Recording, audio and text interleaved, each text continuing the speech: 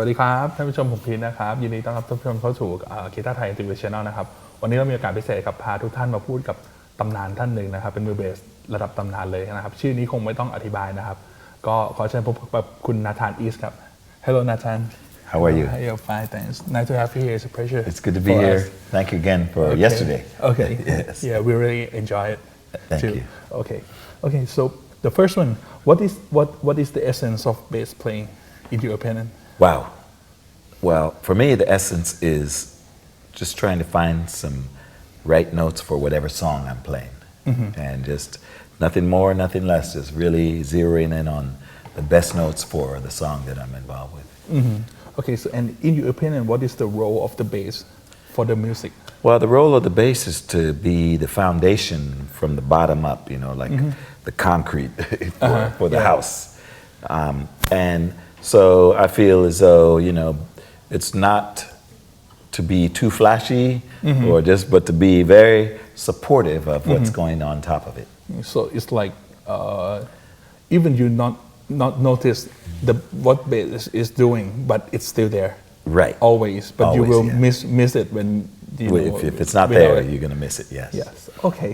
And what is a good bass basic that every bass player should practice a lot? Just you mean the basic of the bass playing that everyone should practice a lot. Well, I think the normal, usual things are like scales. But left and right hand techniques, for right finger techniques, I always do do it slowly and then speed it up. So I'm using these fingers and so you just kind of get familiar with the neck and all the notes on the neck. Okay, and you play bass in many styles of music, right? Right. Okay, how did you make it sound right for that kind of style? Because the style, different style of music need different articulation. Right. Well, again, I chose the Yamaha because I feel like this bass is very versatile for all different styles, and we were able to collaborate and make my own personal signature bass that I feel is good for many styles and also recording and live. There's many different sounds and EQ settings that I can use that give me different sounds if I need it. So the first thing is your equipment. Yes. You can play many things out of it. Right. And about the feeling, you're playing the groove. Right. Well, again, the groove, it just depends on whatever the song. The most important thing we can do is listen to what's going on. Listen to the drum. Find out what you play based on what the drum's doing. And the bass and drum, very important part of the foundation. You need to be like partner, right? Absolutely, married. Okay, so but if some like bass player want to develop the groove skill, yes, do you have any advice or exercise for them? Well, absolutely. Listen to as many different types of music as possible. I used to play along with the radio and records, so I put on Earth, Wind, Fire or the Beatles or whatever, and the Motown records, and just play along with it, So you're playing along with James Jamerson, or Paul McCartney, or some of the best bass players ever, And then you play along, and first it starts by kind of like imitating those guys, and then you can develop your own style. But when you're playing, you really need to like feel the music, right? Not just play. Absolutely, feel and listen. Always listen. Don't just start out playing and then just go do anything. I mean, I'm always listening to what is the kick drum doing, what's the drummer doing. Very important. And then what kind of rhythms do you have coming from the keyboards or the guitar? Okay, and you need to support them, right? Very much support, yeah. Okay, and if like if the song play like less groove, less note, maybe like one note, right? Do you have any idea on how to like expand it, like change the groove or something like that? Well, there's many ways to play one note, so it just depends on, which range. Or you play it here. Different places on the neck, different places on the right hand, left hand. So every time you make music, you're making a choice. And you're making a choice about how loud to play, how soft, how short, how long the note is. And it's, if you think about a bass player like James Jamerson, every single note had some kind of meaning and purpose and magic. It wasn't just playing, but he had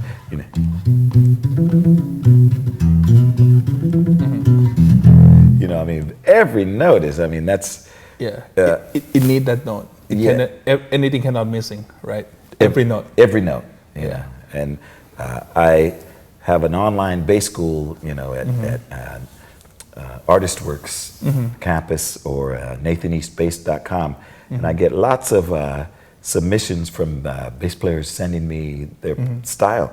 But the thing I notice most is they'll start out playing but they don't concentrate they don't focus on every note. It's just some notes are almost like throwaway. Every note has to be very important. Okay. And any song, this question is like from the workshop yesterday. It's like, I think it's a very useful question, and someone who didn't came has missed that. So I would like to ask this again, so everyone who watched see this can see this question. Right. What is the masterpiece of bass riff that everyone should know, should learn? A masterpiece of bass. Well, there's many songs that are bass driven, and what I like to do is, just because people identify songs so much, so there's many good. One of the greatest bass lines is.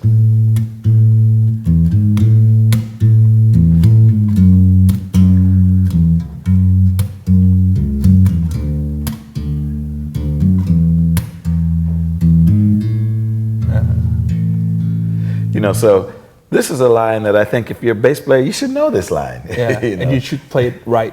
And play it right, and make it feel good.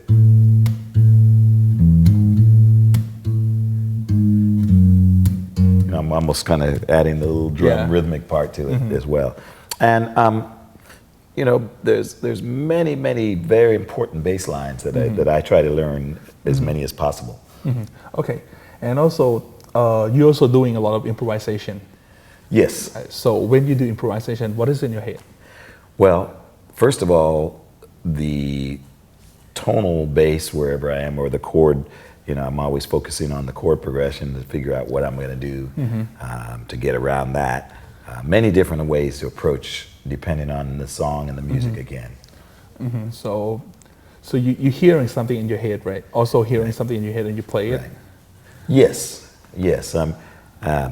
One of the things that Jaco Pastorius used to say is learn the melody of the song. By learning the melody, then if you're going to solo over it, you have an understanding of what the melody is. And also, by knowing the melody, you have an understanding of what the bass part should be. So, again, learning those kind of things and having an understanding of the song in your head. And every song is different. And so, we don't have to learn everything, but whatever song we're working on, learn the song, learn the song so that you make it as good as it can be. Okay, and you also do the scratch singing, right? Oh, yes. How do you practice or develop it? Well, again, it's the more hours you spend doing it, the better you get. But for me, the bass is like an extension of my voice, so.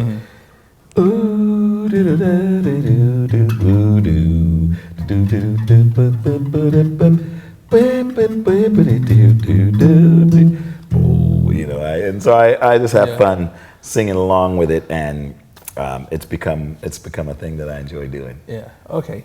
And you also like working with many great musicians, and also a first call for a bass recording session in that area, right? So, who's your most favorite? Well, first of all, there's some great bass players in Los Angeles, and I mean, we all kind of circulate, and when one guy can't make it, then the other guy gets filled in, And when I first moved to Los Angeles, I'll never forget watching Abraham Laboriel play. He was the first guy I saw that had a Yamaha bass, and his playing is just so energetic and magical and spiritual. And then when I saw it, I said, I want that, you know. And so he's become a bit of a mentor to me. But there's many great players in town. So when you get a call, for me, it's an honor because, you know, of all the people they could call, and they call me to play, then I want to make sure I do a very good job and hopefully get called back. And so this is my primary function. I get called. When I go into the studio, they want to record a song. I listen to that song and say, how can I make that song as good as it is? You know, and that's the only thing. That's my only responsibility. I'm not trying to go in there and show them what I practice, but I'm just trying to service the song. And I think as a bass player, if we think in terms of we want to be in service to the music, you know, I think that's what gives us adds value to our playing. Okay, you're also touring with many like great band like Foreplay, Eric Clapton. Yes. Okay, how do you prepare yourself before touring? Well, there's music that we're going to play on tour. For instance, we're going to playing later this year with Eric Clapton at the Albert Hall and at Madison Square Garden. So he has already sent some songs that he's thinking about playing. So I listen to those songs and really get familiar with those songs. Because one of the things I don't like to do when I'm playing live is to have my head buried in the music, reading it. So I try to just get the songs in my head and really learn them. Okay. And same with Foreplay and anybody that I tour with. Okay, and I heard that you're doing a Foreplay new album, right? We are doing a Foreplay new album now. It'll be our 25th anniversary CD. I can't believe it's been 25 years since we've been together. Okay, so how is the process of working with Foreplay in the studio? Like, how did you coming up with a song? What usually happens is each guy brings in a couple ideas for the songs, and sometimes we make demos for them or just write the music out. And so we know each other very well now these days, and so you put a song up there and then we all play it, and everybody kind of contributes ideas or kind of just figure out what we can come up with in the studio. So it's a fun process. Okay, so we can when it's gonna release? So it will be released probably around September of 2015. Okay, so we were waiting for that. So yes. Okay, so you also play in like many staff band, like big band, full band, and trio. Yes. Okay, so in trio, when guitars go for solo, right? You know, the band need extra harmony or inner support. In this situation, do you have any idea on how to approach this? Well, what I try to do is, and this is a very tricky thing, but without, you know, I try to stay out of the way and create a good bass line. But like, for instance, if the guitar player is soloing,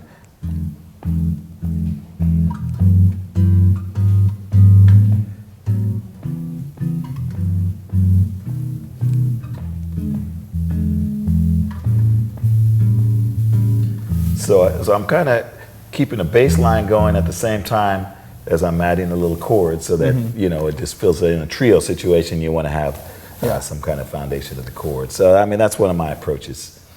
Okay, and as you travel a lot these days, right? So you have less time to practice. When you have time, when you pick the bass up, what are you gonna play? What are you gonna practice? You know, that's a good question too, because sometimes I just like to figure out if there's something I can write, or if there's a song that I know I have to work on that I'm going to be playing in concert or soon or whatever, then I might practice that a little bit. Yeah. Okay, so there's always something to practice. Yeah. Okay, and about your solo album, right? Yes. It just released, like, right?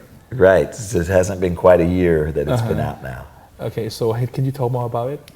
Well, this is a project that I've been trying to do for so many years, but it's just been so busy. Go from a Clapton tour to Foreplay to whoever, you know, Phil Collins, and I absolutely love my life, but I finally had a chance to make time to carve out a record that I had been planning to do for so many years, which came out last year. I love the way it came out, and have been having a lot of fun playing the music live as well.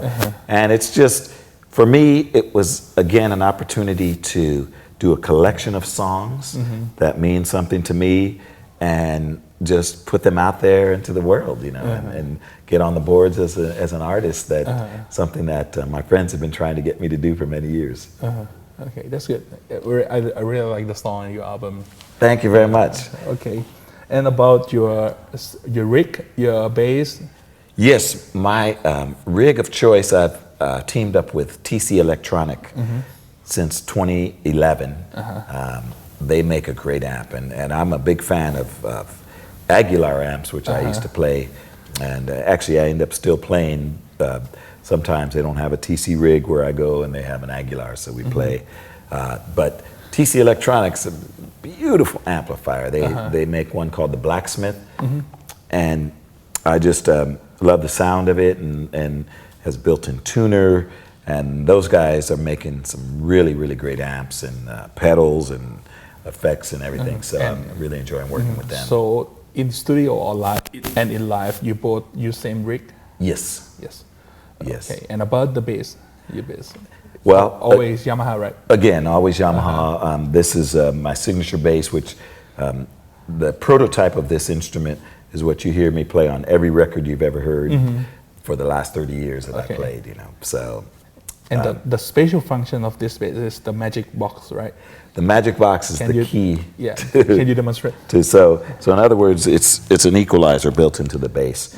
Without it, we have a good sound.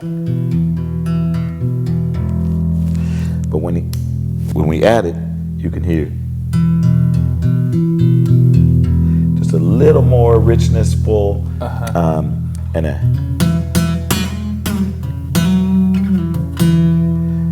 this was that. So this adds a little more body and fullness to the bass, and it gives me a range of sounds that I can.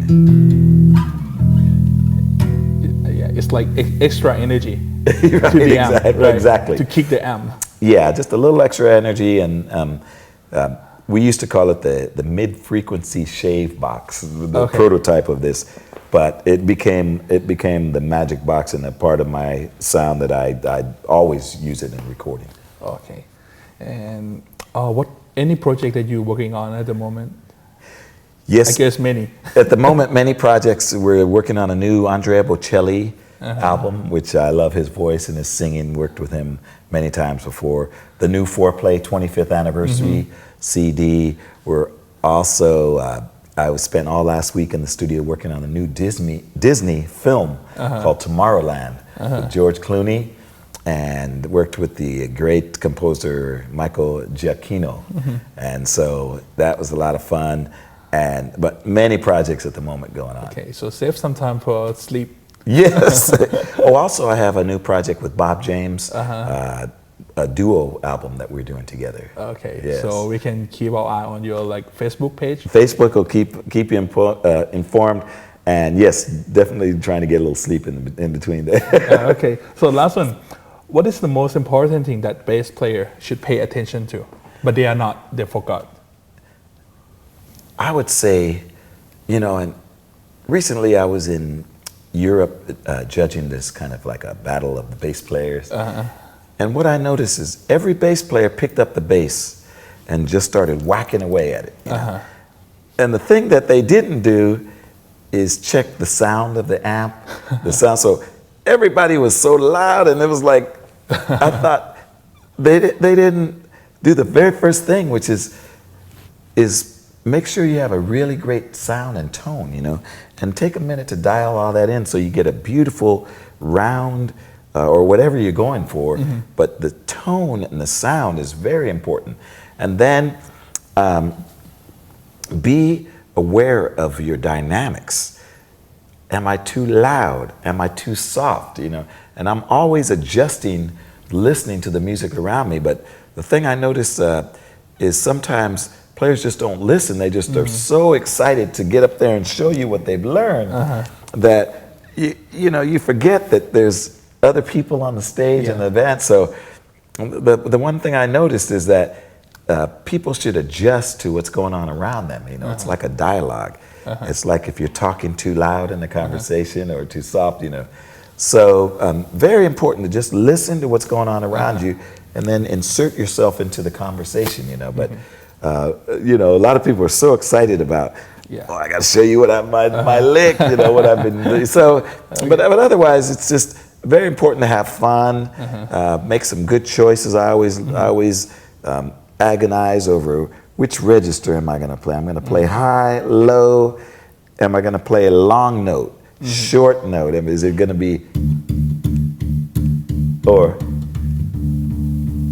you know, there's lots and lots of choices that make every note very special. So these are the things when I'm playing and going on in my head is it right for the song? Is the part too busy? Is it not busy enough? Is it interesting? Is it musical? All these things are always going on in my head when I'm playing. Yeah. Okay. So I think that's very good. Yeah. So not just one thing, but many choices to make as bass players. Okay. So you know, pay attention to that. Pay attention. Listen. Okay. Yeah. Thank you so much, Nathan. Thank you so much. Thank you so much. It's a great pleasure to be here and see everybody out there somewhere on the road. ครับผมก็ต้องขอบคุณบริษัทสยามดนตรียามาฮ่ามาณที่นี้ด้วยนะครับที่ทำให้เราได้มีโอกาสดีๆมาพูดคุยกับมือเบสระดับโลกระดับตำนานนะครับก็รอดูกันว่ากีตาร์ไทยอินเตอร์วิวเทปหน้าเราจะพาท่านผู้ชมไปคุยกับใครวันนี้ผมพีทลาไปก่อนนะครับสวัสดีครับ